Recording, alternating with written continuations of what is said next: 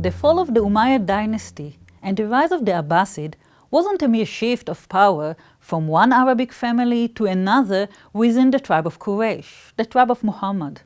As we have seen earlier, this political change claimed to bring revolution in political theory and political legitimation. The Abbasids, however, changed also the machinery of government. One aspect was the evolution of the ruling family as a ruling institution. What better illustrates the change than the evolution of the harem as a prominent site of institution of high political action? Basically, the harem is the private space reserved for women and the intimate affairs of the family. In a society committed to chastity, honor, and gender segregation, women and children, being the private aspects of life, weren't supposed to be exposed to the foreign eye. Most people in society couldn't afford it.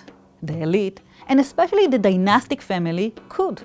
Much myth and mystery have been associated with the image of the harem.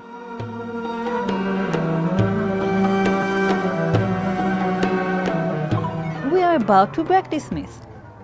While the lifestyle was luxurious in comparison to other segments of society, it wasn't simple pleasure and hedonism, as the fantasy goes.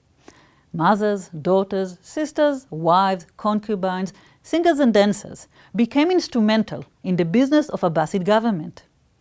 In the context of political and financial privileges, the Imperial Abbasid harem appeared as a specific enclosed structure within the royal compound, a busy section with formal and binding etiquette, established hierarchy, tensed with political competition over power within the harem and outside it. These facets of political form and action characterized Muslim dynasties from then on. High-ranking ladies were already part of the elite of pre-Islamic and early Islamic Arab society.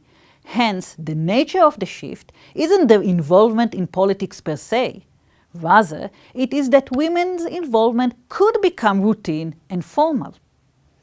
Not all women were regularly involved in politics, but for some, it was a possibility, exactly because they were associated with the Abbasid family. Women couldn't be the formal head of the Islamic State. Because they were women, they were required to follow specific modes of action. They networked with male politicians, religious figures, artists and scientists, either directly or through servants who could go outside the palace. They could, and some of them indeed were, famous advisors and recognized key figures behind the scenes.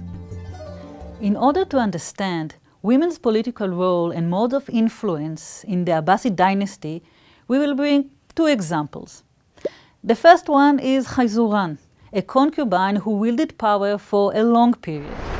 She was Al-Mahdi's favorite concubine and mother of two, Musa and Harun, who later became caliphs, Al-Hadi and Al-Rashid. In fact, her son's ascent to the throne was a direct result of her high position in court. Khayzuran's correspondence with her son Al-Hadi reveals he consulted her, and that she saw it as her place to instruct him. Her legal status as a concubine didn't damage her or prevented her sons to rise as the future caliphs. Association with the caliph as a father or as her husband or master was what counted. Status rested with men. Many women in the Abbasid court and later elites were of the same legal background.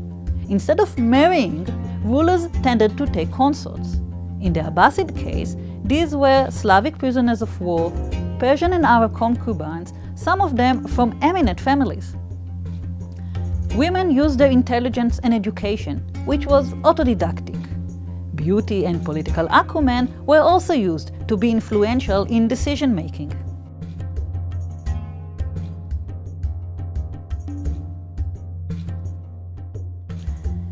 The second example is Zubaydah, the wife of the Caliph Harun al-Rashid. Unlike his mother, Khayzuran, his wife was a noble Arab lady. In fact, she was a granddaughter of one of the first caliphs. Her philanthropy for water supplies in Mecca and the pilgrimage road made her legendary. Zubayda's public image facilitated her activity in succession politics, here in support of her son Al-Amin, although he was later deposed in a civil war against his half-brother Al-Ma'mun. Through charity and patronage, women asserted power that was effective and tangible. They even became role models for pious Muslim women for generations to come. This is the period that epitomizes, in the eyes of many Muslims and scholars, the golden age of Islam in general and the heyday of the Abbasids in particular. Yet, the form of power and venues of influence were a matter of debate. The harem was one aspect of the Abbasid political change. Next, we'll discuss the change in the Abbasid imperial bureaucracy.